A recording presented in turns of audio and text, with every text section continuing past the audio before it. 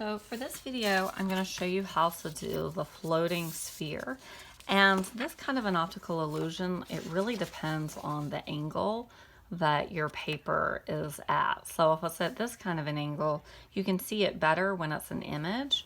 Then it's going to look like it's floating and hovering in space.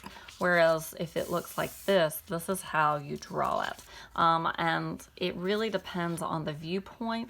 Some optical illusions have to be seen through a camera view because the camera automatically flattens it into that perspective. And that's why you might, when you're looking at it in person or when I'm moving it around, you might not be able to see it because your brain is automatically making that adjustment for you.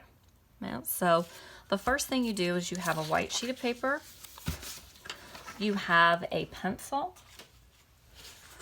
you can have a straight edge if you need, an eraser.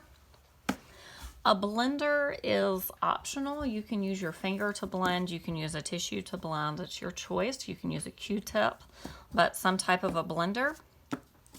And then if you have an oval stencil, which is not something that a lot of people have, or something that's the shape of an oval, you can trace it, or you can just draw an oval. And an oval, remember, if you're just going to draw an oval, you can, if you start with a circle here, and then you draw another circle the same size, so you've done like a number 8, then all you have to do is connect those shapes.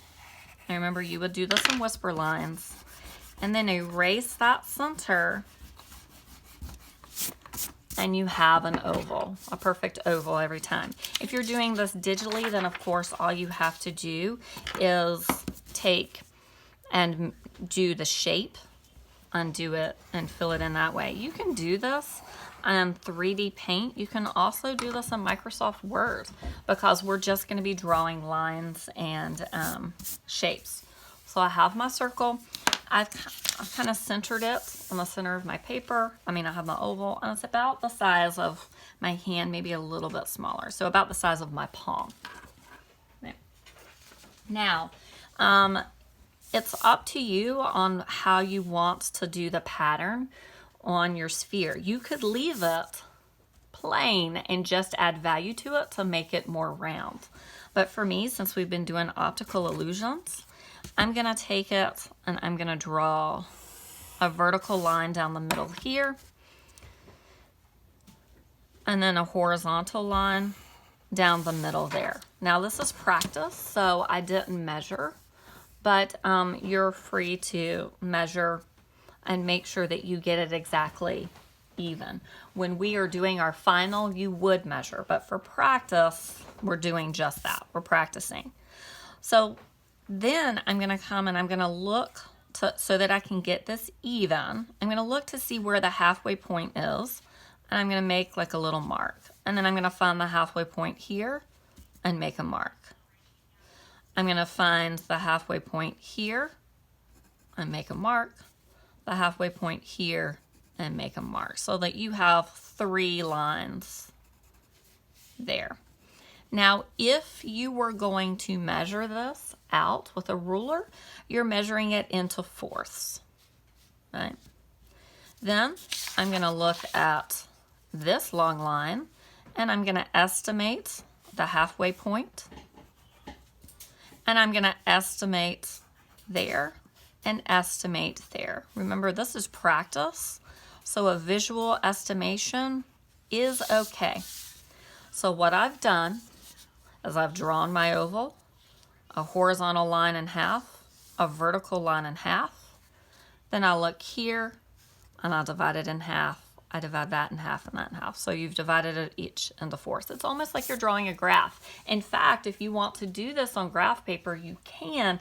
It just sometimes that background messes up with the illusion a little bit. Now, we're gonna do this like we've done some of our other illusions. You're starting at the point, you're gonna meet here and go to the point. So I'm gonna come, I'm gonna go to the points, and then I'm gonna go there.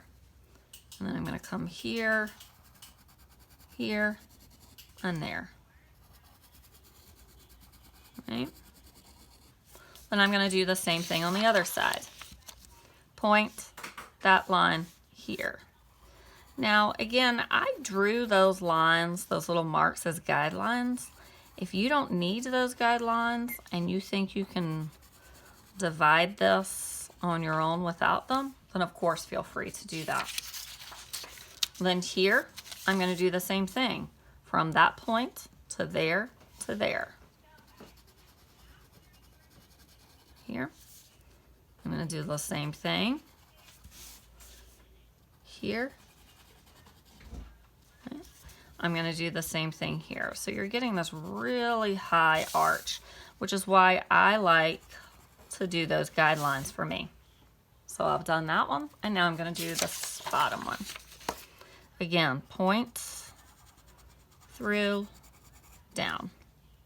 Point through, down. Point through,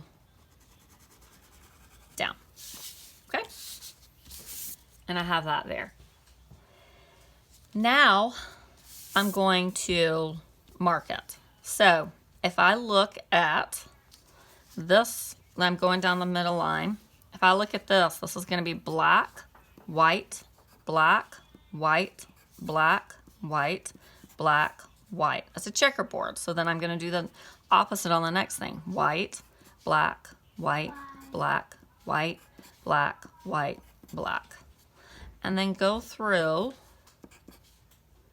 and mark the opposite so you get that checkerboard.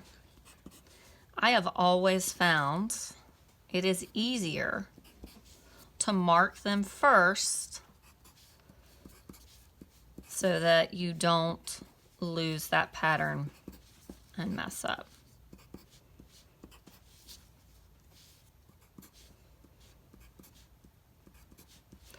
And then you can do a visual check to make sure that it alternates white, black, white, black, white, black, white, black on each one. Then take your pencil, or if you want to switch to Sharpie for this part or marker, it doesn't have to be black and white. It could be a color. Just make sure that you are consistent with the ones that have the X's are all the same color, and then the other ones can be white. And fill those in.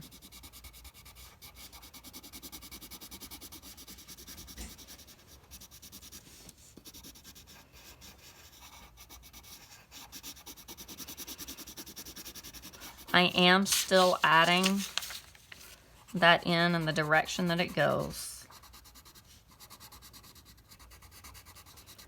to kind of keep it more curved, to give it that illusion of it being more curved. And again, you don't have to use, you could be using Sharpie for this. You don't have to use pencil for this part. You could use colors like blue and red, and optical illusions always really mess with your eyes. So you could alternate between blue and red. For that one, just remember that your X's are one color and the blank spaces are another.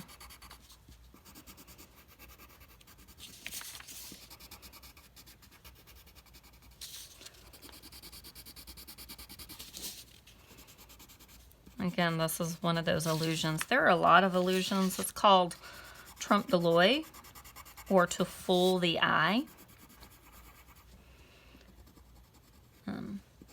And a lot of those have to be seen from that flat camera angle. If you've ever seen like the sidewalk chalk trompe l'oeils where it looks like people are falling in a pit or into a waterfall, that's those trompe l'oeils. There's a lot of great sidewalk chalk art, especially in large cities, that have these trompe l'oeil, like to fool the eye art pieces.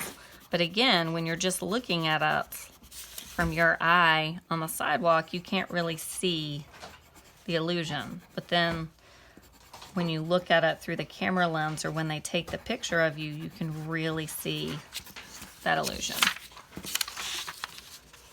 if you go to the music festival and the International Music Festival in downtown Greensboro that they typically have, they normally have at least one of the Till Fool the Eye, Trompe l'Oeil sidewalk chart artists, and you get to have your picture done. I think one year it was like a log over top of a pit, and it looked like you were suspended in air, like on a swinging bridge.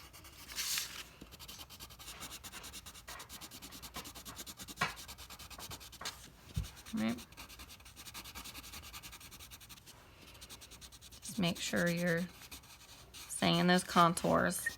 And again, this can be done with a Sharpie. It can be done with digital. Of course, if you're doing it with digital, then you would just use that paint bucket fill.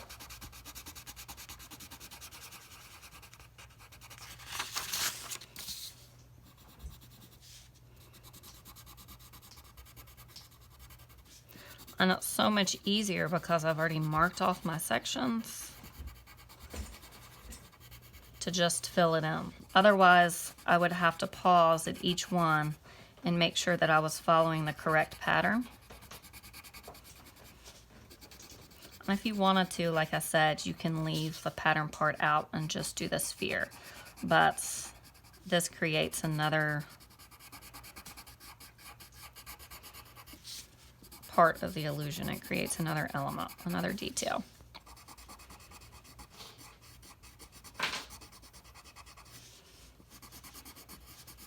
Right.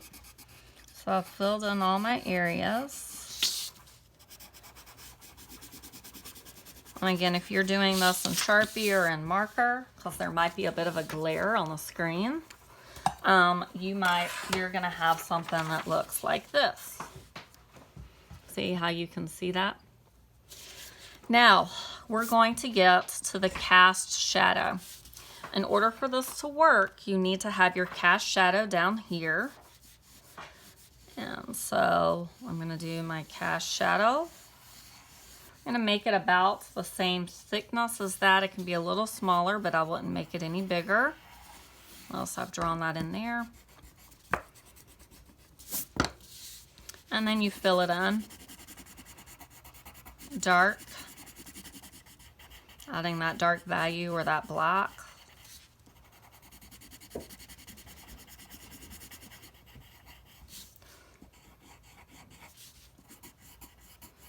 You can fade it a little bit more on the bottom if you would like to be a little lighter, or you can do it all the same size.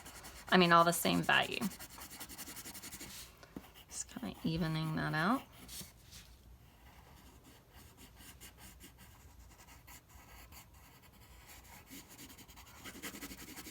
Okay, there's my cast shadow.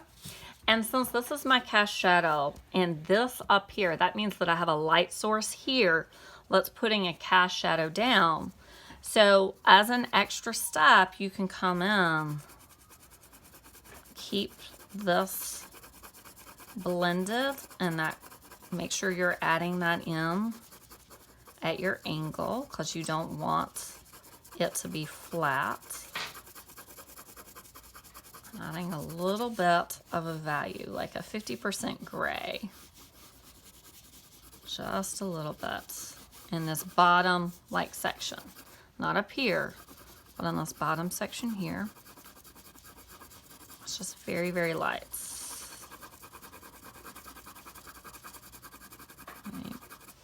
You can make this down here a little darker, but not the same darkness as this, because you don't want it to look like it's one big thing. And then you can blend it.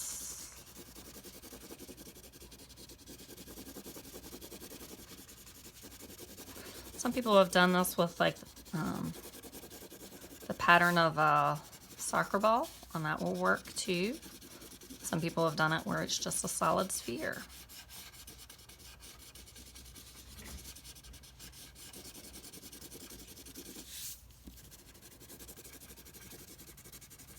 And remember, as we learned in our value units, first 9 weeks, every highlight has a shadow and every shadow has a highlight. So I'm just going to come in and do a little bit of a lighter area there and a little bit of a highlights and a lighter area there.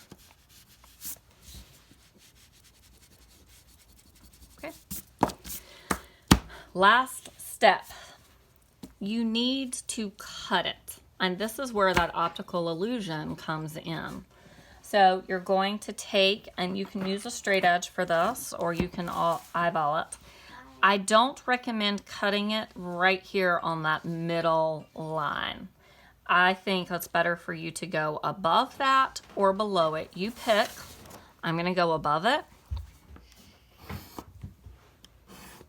So here, I've done that. Remember, it's okay if you do it right here on the middle, but it's better if you go above or below. So I'm going to go above. And then I'm going to take my scissors. And I'm going to cut that.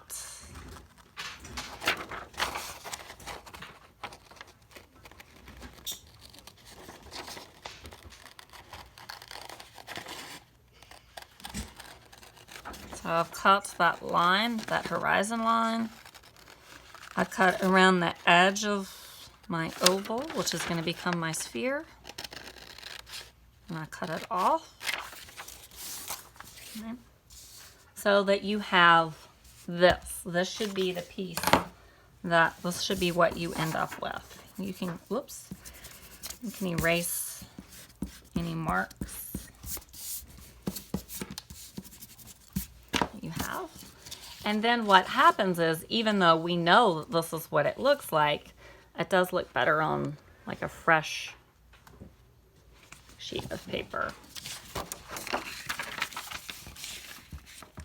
And so even though we know this is what it looks like, if you look at it, and I'm moving the image instead of the camera, if I can get it at the right angle, it'll look like a floating sphere from there to there. I'll send a separate video of that.